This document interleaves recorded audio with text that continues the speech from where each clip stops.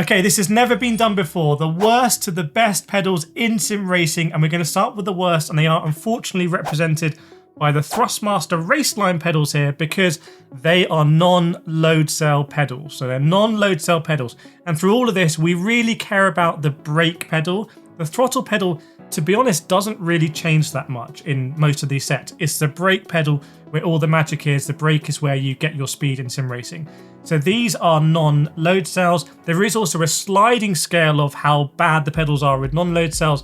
The worst being potentiometer sensor pedals. Potentiometers measure travel on the brake pedal. It's very hard for us as humans to be accurate with travel. It's much easier for us to be accurate with pressure. So the potentiometers also get dust in the sensors and your brake input starts flickering. You're ramming people off even though you think you're on the brake pedal. You apologize, but they don't understand. It's actually your brake pedal, it's not you. That's potentiometers. You do get better non-load cell brake pedals as well that have better sensors. These THRUSTMASTER ones have what they call heart sensors. They're magnetic. You get Hall sensors as well. They don't have the dust issue really, so they're better, but they're still measuring travel essentially. And they use a very kind of low-tech way to do it. I'll take the throttle out just to show you because it will be a bit easier, but that's essentially it. It's like a spring. The brake actually has a bit of a sponge as well, and then it goes into the sensor. Like, it's very low-key. Don't believe anyone who says that non-low cell pedals are amazing. It's just not the case. They exist because they're very well priced. They get us into sim racing.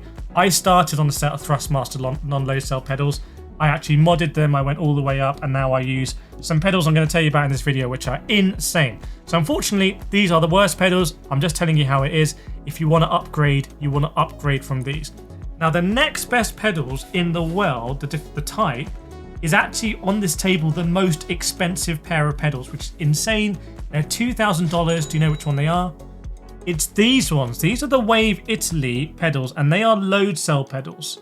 So they have big chunky elastometers in a chamber here that basically has a pressure sensor on the end of it. So we're getting away from brake travel now. We're getting into pressure through a sensor. And now you can change the elastometers. You can use, I've got a bag here. These are actually the official Wave Italy ones. They have different amounts of like sponginess to them. You can use different combinations as well. So you put them in the load cell kind of chamber, and you can get up to 200 kg of pressure, which is insane. I can't do 200 kg of pressure. I turn it down to 100 kg. And if I try and move this, you can see it's really tough to move it as opposed to the brake on the THRUSTMASTER, which is really easy to move. So you can get $2,000 load cell pedals. You can get really expensive load cell pedals. And to be honest, once you're on load cells, you're pretty good. What I'm going to show you in the rest of this video is for the ultra high-end like Formula 1 technology. Load cells are good. You can get them from LOGITECH, the G Pros. You can get them from THRUSTMASTER, the TLCMs. You can get them from FANATEC with the V3s. You can get them from MOZA with the CRP2s. You can get them from basically every brand. And probably it's the first upgrade you should be doing is getting load cells. And by the way, if you ever want to buy sim racing equipment, go to my website, www.simracingdiscounts.com. You get like 5% off these pedals and off these pedals, and there's discounts there for you. So those are load cells. So load cells is where you want to get to. You're going to be braking using pressure. You're going to be able to actually trail brake properly because you're going to brake at the same point. You can brake at the same point on any of these pedals, and that's going to depend on your driver aptitude. When you see the braking board come up, a bit easier in VR because of depth perception, when you see your braking mark and you hit the brake pedal, that's going to be the same. None of these are going to make you faster at that point. It's after that where all the magic happens, when you want to be releasing the brake progressively, because if you release it too quickly, the car's going to be unsettled. If you release it too slowly, you're going to go too deep into the corner. So you want to be releasing the brake as you turn in, doing that more quickly if you want to do some trail braking, and that's the magic. And it's about having that feel coming off the brake pedal. These are not going to give you the best feel coming off the brake pedal. Load cells, you're going to be alleviating pressure. But what if I told you there's even better pedals? Would you believe me? Yes or no? Well, there are.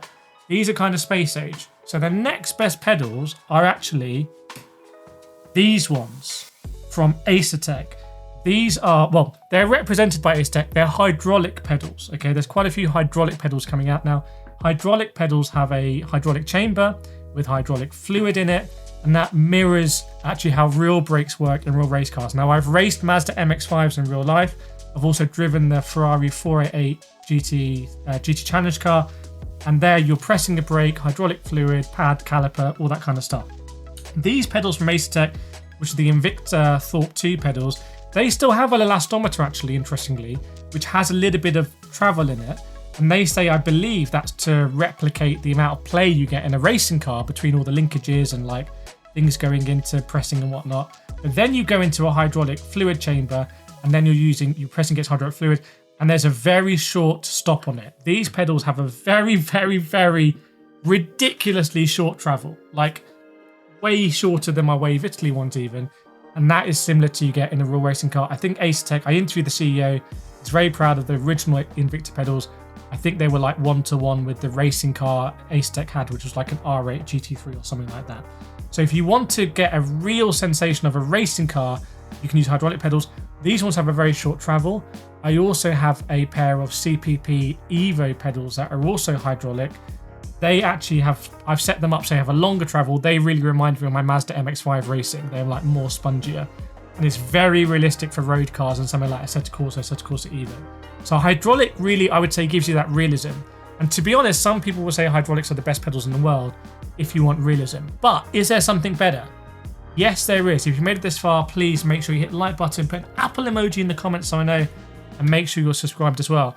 Because the ultimate tier, S level of sim racing is, in my opinion, active pedals. And I've been using active pedals for about a year now. Game changer. Why? There's a few reasons. They're electronically controlled pedals. I've got the MOZA and Booster active pedal here to represent them. And that means, firstly, they're adjustable. So if I want to drive a Formula 1 car, I just put a Formula 1 car in the software and it sets it up as a Formula 1 car with very little travel. So I push it, there's very little travel. If I then want to drive like a battered old road car, it sets it up and there's now like 1 billion miles of travel. I don't need to mess around tweaking things or changing elastometers. It's all done in the software. Game changer. That gives you more freedom and fun. You just want to try driving new cars to see what they feel like. It's another whole area of sim racing. Absolutely insane. The other reason is that you can have actual effects built into your pedal. For example, ABS. If you've driven your road car, which will have ABS, and this is absolutely ancient, you will know that if you've had to brake a short moment, you'll feel the brake pedal pulsating. That's ABS. You can get that actually in the active pedal. You can have the active pedal actually have ABS. You can also get ABS kind of features on all of these pedals with aftermarket haptics, but to me it's not the same as when you actually get it in the pedal. At the moment I'm using SIMUCUBE active pedals, which are just the best pedals in the world probably. Absolutely unbelievable, just space age, so lucky to be able to use them. And if you can try active pedals at a expo or an event, I strongly recommend you do. That's the worst of the best pedals. There's no filler in this video. I'm not going to waste your time. Here's some more videos around here if you want similar content. But otherwise, thanks so much for watching, and I will see you in the next video.